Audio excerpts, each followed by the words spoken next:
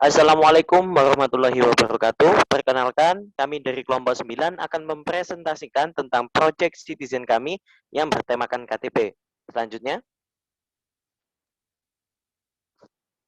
mari saya perkenalkan anggota kelompok 9, yaitu Muhammad Handito Perwianegara dengan NPM 328 dan Nurwenda Permana Erlusyandi dengan NPM 336 dan Adi Mutia Sianturi dengan NPM 357. Selanjutnya akan diterangkan oleh rekan saya. Baik, selanjutnya akan saya jelaskan latar belakang. KTP adalah penanda identitas resmi bagi warga negara Indonesia yang telah menginjak usia 17 tahun. KTP yang diterbitkan oleh instansi pelaksana berlaku di seluruh wilayah negara Kesatuan Republik Indonesia dan wajib dimiliki apabila telah cukup umur guna penanda bahwa seseorang tersebut adalah warga negara asli Indonesia. Sistem KTP yang berlaku saat ini adalah eKTP seumur hidup, artinya seseorang hanya perlu membuat KTP baru satu kali saja selama hidupnya. KTP sangat penting karena dapat digunakan sebagai syarat pembuatan dokumen lain seperti paspor, SIM, sebagai bukti identifikasi diri. eKTP adalah KTP yang memiliki spesifikasi dan format KTP nasional dengan sistem pengamanan khusus yang berlaku sebagai identitas resmi yang diterbitkan oleh Dinas Kependudukan dan Pencatatan Sipil Kabupaten atau Kota.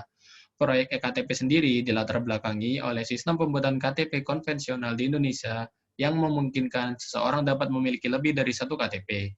Hal ini disebabkan belum adanya basis data terpadu yang menghimpun data penduduk dari seluruh Indonesia. Kemudian, syarat pembuatan KTP. Yang pertama, berusia 17 tahun. Yang kedua, surat pengantar dari pihak RT dan RW. Yang ketiga, fotokopi KK. Yang keempat, surat keterangan pindah dari kota asal jika bukan warga setempat. Yang kelima, surat keterangan pindah dari luar negeri. Dan surat ini harus diterbitkan oleh instansi pelaksana bagi warga negara Indonesia yang datang dari luar negeri karena pindah. Yang keenam, datang langsung ke kantor kelurahan. Di sini pula akan diambil fotonya dan dilakukan sidik jari. Selanjutnya yaitu proses pembuatan KTP. Cara membuat eKTP sebenarnya sama dengan prosedur pembuatan KTP sebelumnya.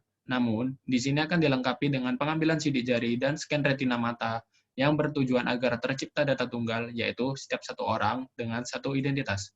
Berikutnya akan dijelaskan oleh teman saya. Kepadanya dipersilakan.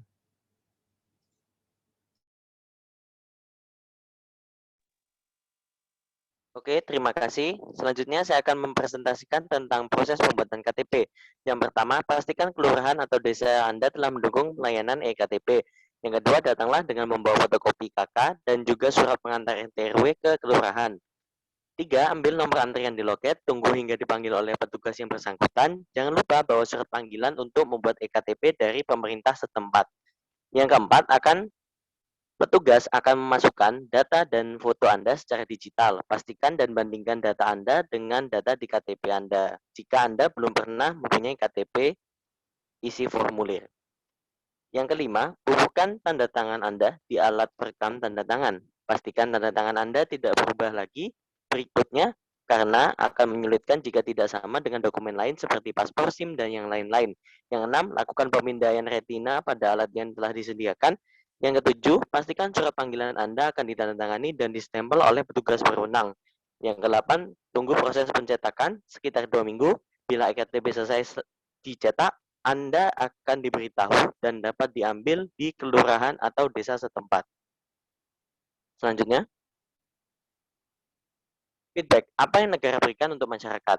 Yang pertama, respon dari masyarakat sangat beragam. Pada penelitian ini menggunakan teknik pengumpulan data, meliputi observasi dan juga pengisian kuesioner dan dokumentasi untuk melakukan pengisian kuesioner, maka penulis wajib memperoleh responden. Di sini respondennya adalah masyarakat Kota Surabaya yang mempunyai keperluan pembuatan eKTP. Selanjutnya, pada masa ini, pembuatan KTP sudah sangat dipermudah. Pada daerah, hampir 90% sudah menggunakan sistem pembuatan secara online. Dan juga dipermudah pengambilannya di kecamatan terdekat. Dengan alamat KTP, apalagi dalam sistem online juga melayani antrian dalam pembuatan KTP, sehingga para orang yang membuat KTP tidak perlu menunggu terlalu lama untuk mengantri. Selanjutnya, oke, akan dijelaskan oleh rekan saya. Baik, terima kasih. Saya akan melanjutkan presentasi yang dilakukan oleh teman saya. Apa yang sudah kami sebagai mahasiswa memberikan kepada negara terkait KTP. Oke, selanjutnya. Yang pertama, yaitu menaati segala peraturan yang telah diciptakan oleh pemerintah. Dengan memiliki KTP, tandanya kita sebagai warga negara atau mahasiswa telah menaati segala peraturan yang telah ditetapkan oleh pemerintah. Yang kedua, ikut ambil bagian dalam demokrasi di Indonesia. KTP pada masa ini digunakan banyak dalam keperluan ketentuan dan persyaratan dalam mengikuti kegiatan demokrasi maupun politik. Dengan memiliki KTP, kita juga bisa ikut memajukan demokrasi Indonesia, salah satunya yaitu dengan ikut pemilu yang baik dan benar. Oke, selanjutnya. Yang ketiga yaitu membayar pajak demi membantu perekonomian negara. Dengan memiliki KTP, kita sebagai mahasiswa atau warga negara turut ikut serta membantu dalam memajukan perekonomian negara kita tercinta Indonesia, yaitu dengan membayar pajak. Yang keempat, memenuhi kewajiban sebagai warga negara Indonesia. Memiliki KTP sekaligus membuat KTP dengan baik dan benar sesuai dengan arahan pemerintah juga merupakan kewajiban kita sebagai warga negara Indonesia yang baik dan juga merupakan ketentuan dan persyaratan pengurusan terkait kewajiban dan hak sebagai warga negara. Dan juga dengan kita memiliki KTP, tandanya kita telah memenuhi kewajiban negara. Oke, selanjutnya. Baik, terima kasih. Sekian dari hasil presentasi kelompok kami. Kami ucapkan terima kasih.